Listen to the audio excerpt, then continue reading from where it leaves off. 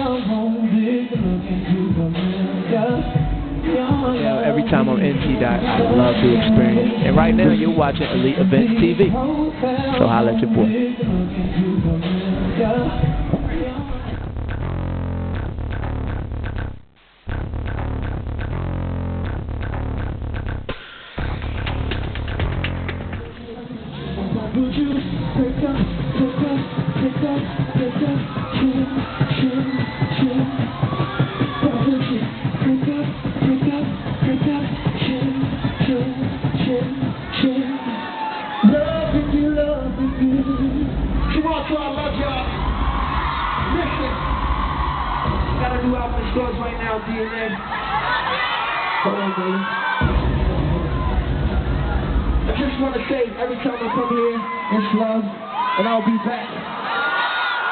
I'll be back next year, top of the year, man, here to do another show, man, full band, answers, everything, man. I love y'all out there.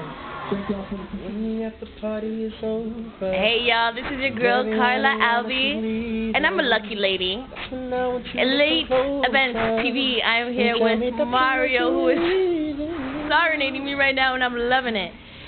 How are you doing, baby boy? Wonderful. Wonderful. Just came off stage here in Toronto. It's beautiful, man. It's beautiful. Yes, you did just come off stage, and I was just saying to you that I could never tell. It's like you're an athlete or something. You're not even sweating. You're not out of breath. You literally just jumped off stage. It was a very mild-mannered show.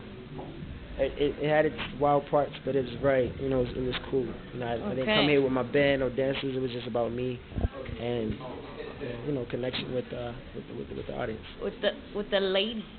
I didn't see. I may have saw like one or two men in the audience, real talk, and they were with their girls. Of course. Yeah. Well, the ladies love you, especially here in Toronto. They go crazy. It's beautiful, man. I love them back. I love the ladies. I love y'all. Thank you. They love you back. So before tours and before Grammy nominations and so forth, talent shows, how did you start off your career? Wasn't it with a karaoke machine? I'm going way back. All right, the karaoke machine came like later on, but it started with really just started with me in the living room, man, with my mother and a radio. You know what I'm saying? Just me loving music and having a love for music, and my mother was a huge part of it because she noticed that I had a talent, and a love for music at a young age. So she kept music around me, like the karaoke machines. And my first instrument was the wireless mics that tune into the radio. You remember those? Not really. You don't remember No. Y'all remember the wireless mics that tune into the radio? Like, that was my first, real instrument. So, well, my voice was my first instrument, but that was my first shit. See, then you were born to sing and do this, because I don't even know that. I feel like it was. I feel like this was my purpose. Absolutely. For sure, and that's why you have so many fans who adore you and follow you, because they believe in you. And you started out when you were young. Fans grow with you, and exactly. I have a lot of fans and wonderful fans. I think I have the best fans in the world. I know every artist say that, but I have very supportive fans. They support me in my personal life, in my business life, and music and everything. So.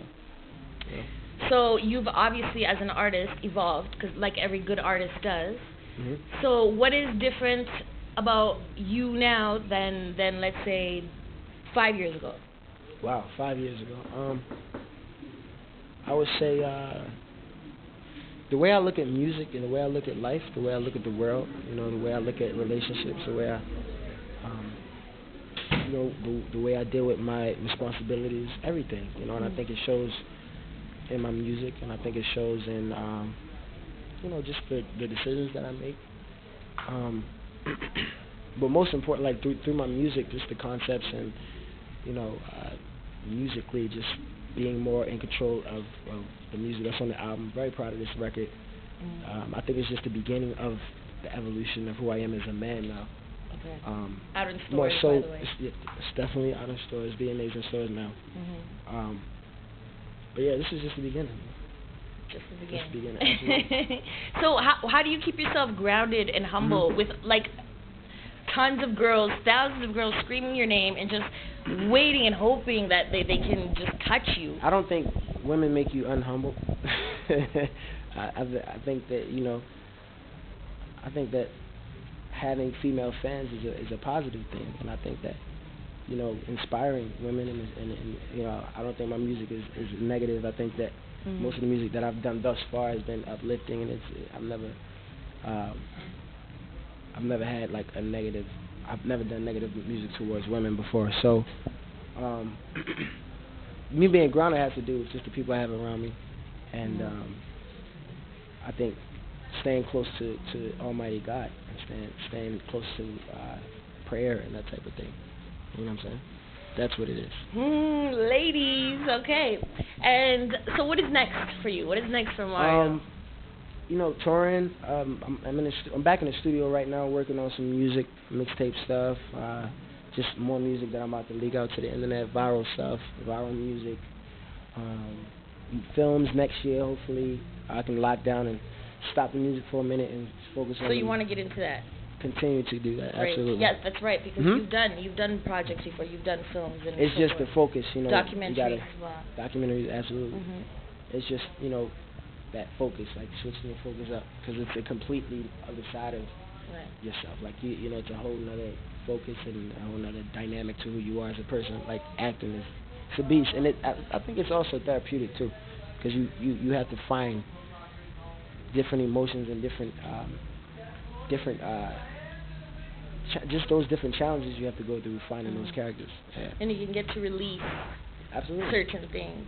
Like the music, the movies that I've done in the past were so